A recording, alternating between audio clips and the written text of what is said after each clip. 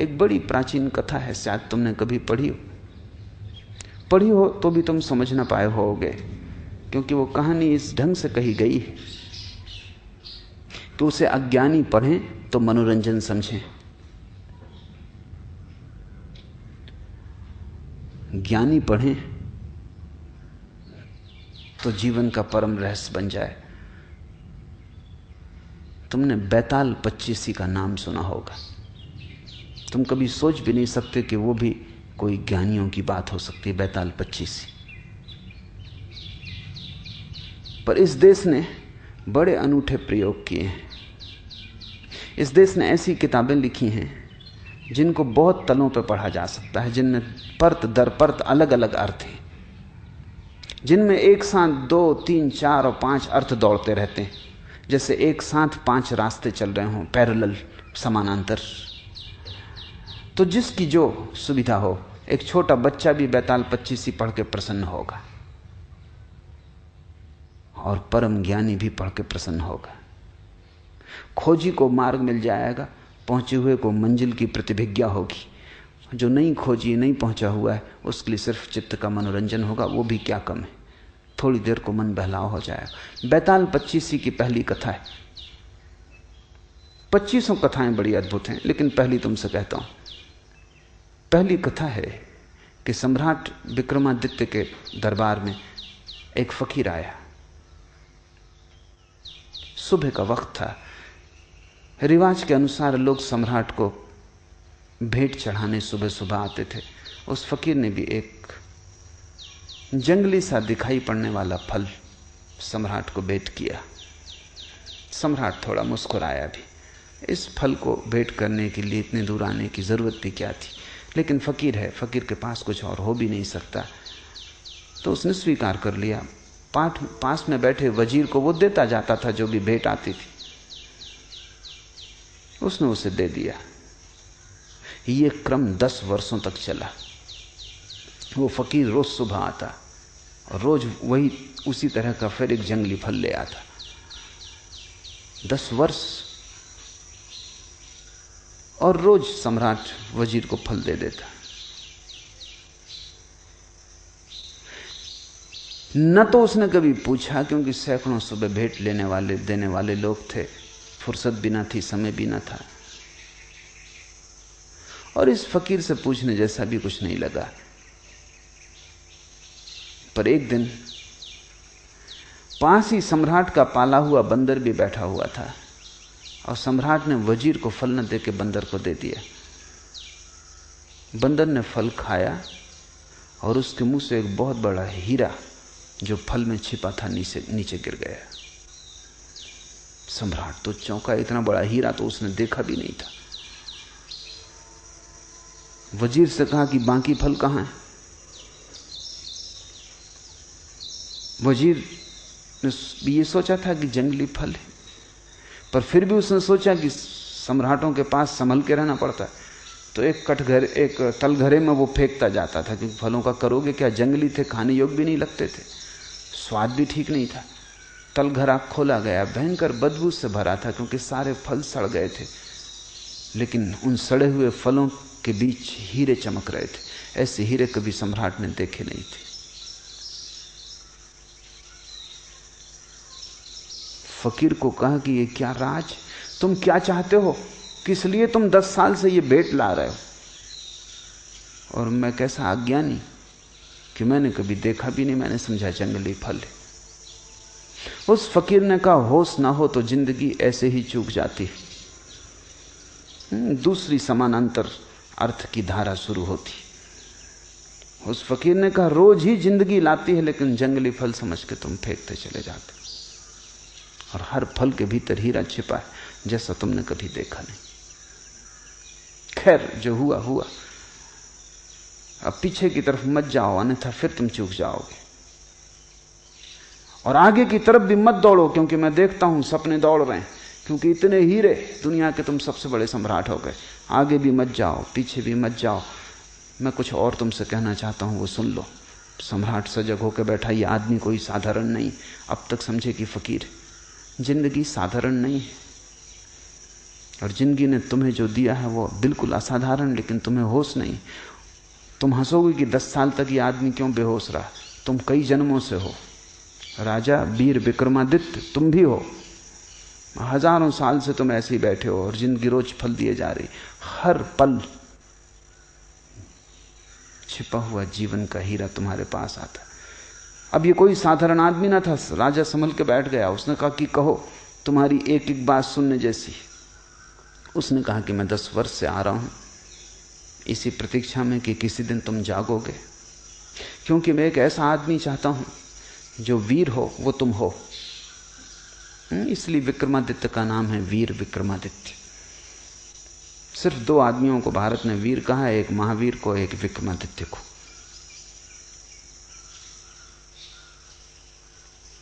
निश्चित तुम वीर हो, इसमें कोई शक शुबा नहीं, लेकिन काफी नहीं है वीर होना। इसलिए मैं चाहता था जब तुम जाग जाओ वर्तमान के प्रति, तब मेरे काम के हो सकते हो। अब दोनों बातें घट गई। अब तुम महावीर हो। होश और साहस। मैं एक बड़े महान तंत्र के कार्य में लगा हूं। उसमें मुझे एक ऐसे आदमी की जरूरत हो जो बहुत वीर हो, जिससे कोई चीज भयभीत ना कर सके, और जो होशपूर्ण हो। अगर तुम तैयार हो तो आज अमावस की रात है, तुम सांझ मरघट पे पहुंच जाओ, मैं तुम्हें वहीं मिलूंगा। वो फकीर तो चला गया। सम्राट ने कई बार सोचा भी कि इस झंझट में पड़ना कि नहीं, लेकिन फिर ये तो कायरता होगी। और ये आदमी ऐसा है कि इसके साथ थोड़े दूर जाने जैसा है। पता नहीं, जैसे हम जंगली फल को फेंकते रहे, पता नहीं मरघट में कौन से स्वर्ग का या मोक्ष का द्वार खुल जाए। तो समझा बुझा के डर भी लगता था। बहादुर से बहादुर आदमी भी डरता है। तुम ये मत सोचना कि सिर्फ कायर डरते हैं, डरते तो बहादुर भी हैं। फर्क क्या है बहादुर और कायर में? बहादुर डरता है तो भी करता है, कायर डरता है भाग खड़ा होता है। डरते दोनों ही हैं। डरने के संबंध में कोई फर्क नहीं, क्योंकि जो डरे ही नहीं वो तो बहादुर भी क्या उसको कहना। वो तो लोहे लकड़ी का पत्थर का बना हुआ आदमी है, वो बहादुर भी नहीं है जो डरे ही ना।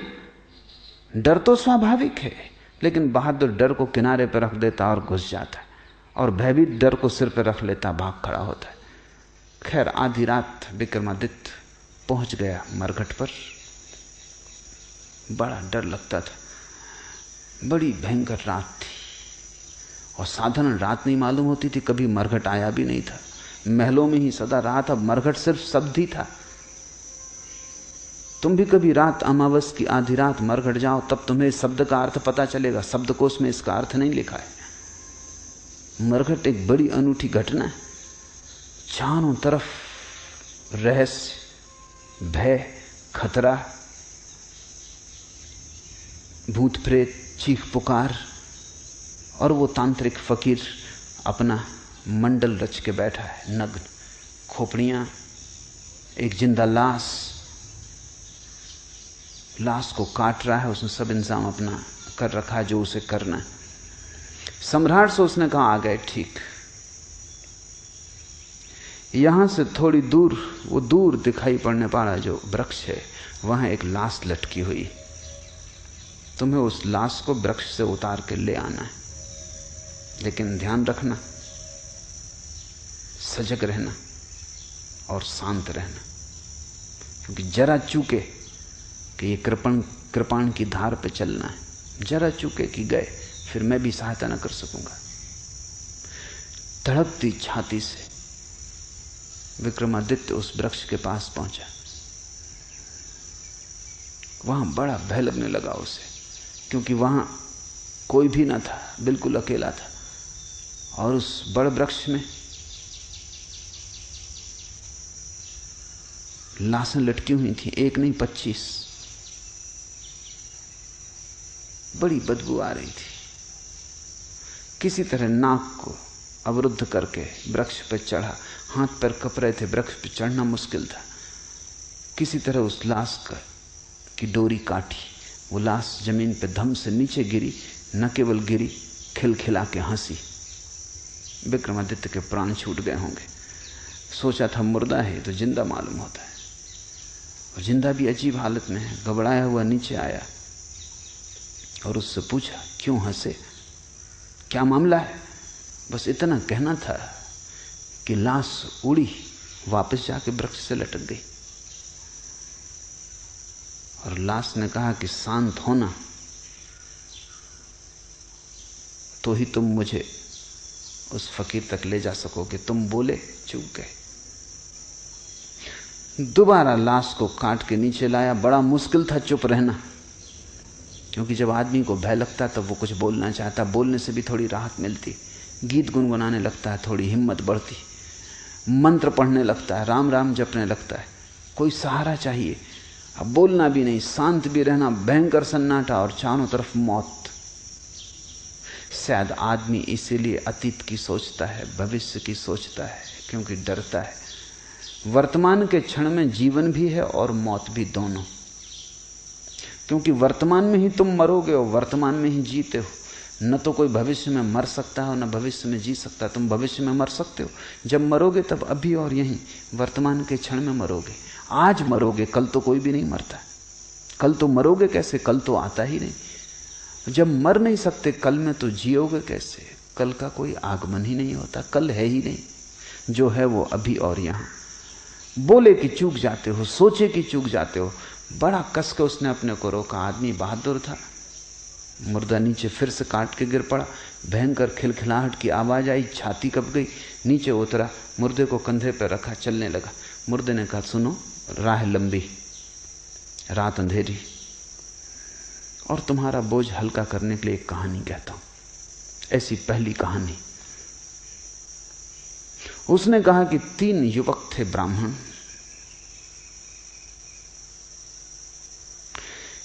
ये विक्रमादित्य सुनना भी नहीं चाहता था, पढ़ना भी नहीं चाहता था चक्कर में, क्योंकि जब तुम सुनो तो पता नहीं बीच में बोल उठो या कुछ हो जाए, या कम से कम सुनने में लग जाओ और जो तुमने संभाल रखा है अपने को वो चूक जाए। क्षण में चूक सकती है बात। मगर इससे नहीं कहना भी ठीक नहीं, क्योंकि नहीं कहते ये लाश उठेगी और फिर वृक्ष पर चढ़ना पड़ेगा, फिर काटो। तो वो चुप ही रहा और वो मुर्दा कहानी कहने लगा। उसने कहा, एक गुरु के आश्रम में 3 युवक थे। तीनों ही गुरु की लड़की के प्रेम में पड़ गए। कहानी में रस आने लगा। प्रेम की कहानी में किसको रस नहीं आता?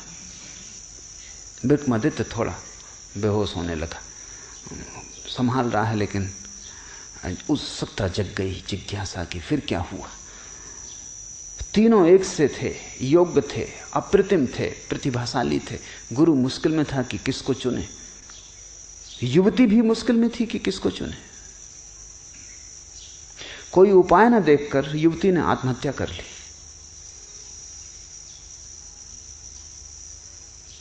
कोई रास्ता ही ना मिला और ये 3 के बीच वो बड़े द्वंद्व में घिर गई। और तीनों चुनने योग्य थे और मुश्किल था किसको छोड़े। और जानती थी जिसको छोड़ेगी वही जीवन भर पछतावे का कारण रहेगा। 2 को छोड़ना ही पड़ेगा, 3 से तो विवाह हो नहीं सकता। बड़ी अड़चन थी, हल कोई था ना। हल न देख के आत्महत्या कर ली। लाश जलाई गई। एक युवक उन 3 में से तो मरघट पर ही उसी राख के पास रहने लगा, उसी राख की धुनी रमा लेता और वहीं बैठा रहता। दूसरा युवक इतने दुख से भर गया कि यात्रा पर निकल गया अपना दुख भुलाने को। घूमता रहेगा संसार में, अब बसना नहीं है, क्योंकि जिसके साथ बसना था वही ना रही। अब घर नहीं बसाना, वो परिव्राजक हो गया, एक फकीर भटकता हुआ आवारा। और तीसरा युवक किसी आशा से भरा हुआ, क्योंकि उसने सुन रखा था कि ऐसे मंत्र भी हैं कि अस्थि पंजर को पुनरुज्जीवित कर दें। तो उसने सारी अस्थियां इकट्ठी कर ली, रोज उनको गंगा ले जाता, धो के साफ करता, फिर ले आकर रख लेता, उनकी रक्षा करता कि कभी कोई मंत्र का जानने वाला मिल जाए। वर्षों बीत गए। जो घूमने निकल गया था यात्रा पर, उसे एक आदमी मिल गया जो मंत्र जानता था। उसने उससे मंत्र सीख लिया, मंत्र का शास्त्र ले लिया, भागा। अब डरा, वो घबराया कि पता नहीं अब अस्थि पंजर बचे भी होंगे, क्योंकि वो तो कभी के फेंक दिए गए होंगे। लेकिन आके आश्वस्त हुआ, अस्थि पंजर बचाए गए थे, उनको संजो कर रखा था उसके साथी ने। उसने मंत्र पढ़ा, वो युवती पुनरुज्जीवित हो गई, पहले से भी ज्यादा सुंदर, मंत्र सिक्त, उसकी देह स्वर्ण जैसी, अभी अभी ताजी, जैसे कमल का फूल अभी अभी खिला हो। फिर कलह शुरू हो गई, क्या वो किसकी? अब तक सम्राट भी भूल चुका था कि वो क्या कर रहा है, और ये सुनने में लग गया था, जैसा तुम सुनने में लग गए। उस मुर्दे ने पूछा कि सम्राट गौर से सुनो, क्योंकि फिर झगड़ा खड़ा हो गया। अब सवाल है कि इन तीन में से युवती किसकी? तुम्हारा क्या ख्याल है?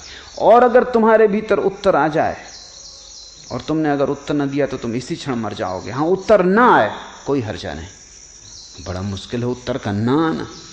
आदमी का इतना बस थोड़ी है अपने मन पर।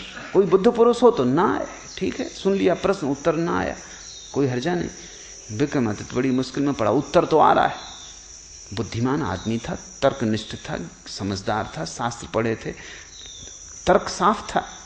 अब वो बड़ी मुश्किल में पड़ गया। उसने कहा कि बोल, अगर उत्तर आ रहा है तो बोल, अन्यथा इसी वक्त मर जाए।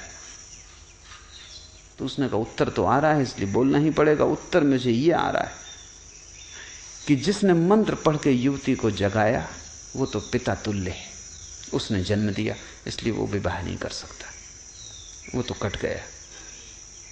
जिसने अस्थियां संभाली और रोज गंगा में स्नान कराया वो पुत्र तुल्य है, कर्तव्य है, सेवा, उससे शादी नहीं हो सकती। प्रेमी तो वही है जो धूनी रमाए, राख लपेटे, भूखा प्यासा मरघट पी बैठा रहा, न कहीं गया न कहीं आया। विवाह तो उसी से। लाश छूटी, जाके वृक्ष से फिर लटक गई, क्योंकि ये आदमी बोल गया। ऐसी 25 कहानियां चलती।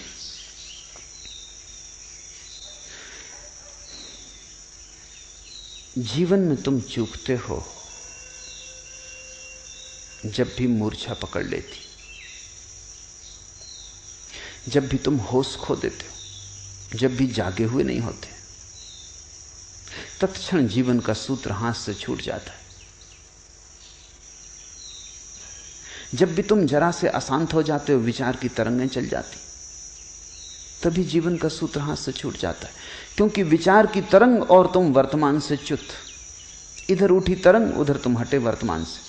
वो विक्रमादित्य हार गया।